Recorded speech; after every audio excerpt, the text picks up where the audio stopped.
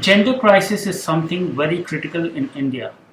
We have seen that historically how India is falling much behind when we talk about compare it with the globally comparative countries, even in the compared with the other South Asian countries and other African countries. India is standing very low in gender parity. And when we try to understand how to improve it, then let's dissect why it is happening, on what areas these rankings and these gender parities are ranks are formed. So a few areas, if we look into political involvement as one index of how strong women are, that is one. So in that we can keep that India has a good representation in the political environment. So at that front we are fine. Then we say education.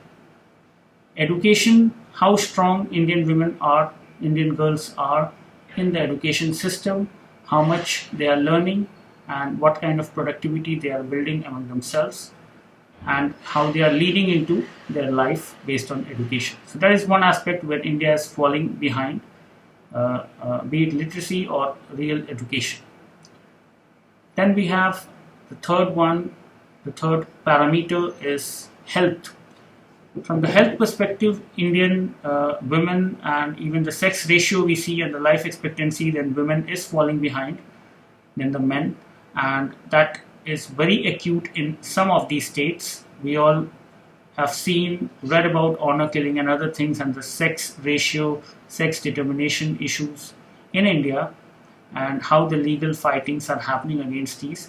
But that's health is a major issue and something where we see a clear gap in gender, male and female in Indian context.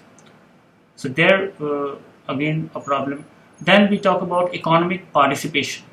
Here if we see we are encouraging women empowerment and others through their economic participation, and if we look into the kind of labor force participation among women, then that is near about 20 to 22%, fallen slightly before the slightly from the earlier pre-COVID participation rate, but that percentage is near about 20 to 22% of participation. And here, this is the index, this is the parameter where India can fight back and get a good rank of economic participation, and that empowerment, the economic empowerment to women, will lead to their greater involvement and greater reflection in other aspects such as health and education, and this multiplier effect from the economic participation is something which the government is also looking into how to exceed in this.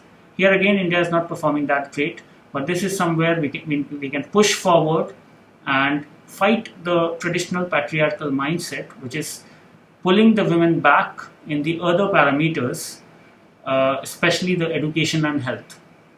So that is to be seen, how to increase their participation rate and correspondingly make them more empowered in terms of their economic participation in the country, and how that will lead to the ripple effect in other parameters as well. Only then India can be a strong gender parity nation with strong women, strong homes, and strong contribution from every member of this 1.4 billion population country. Thank you.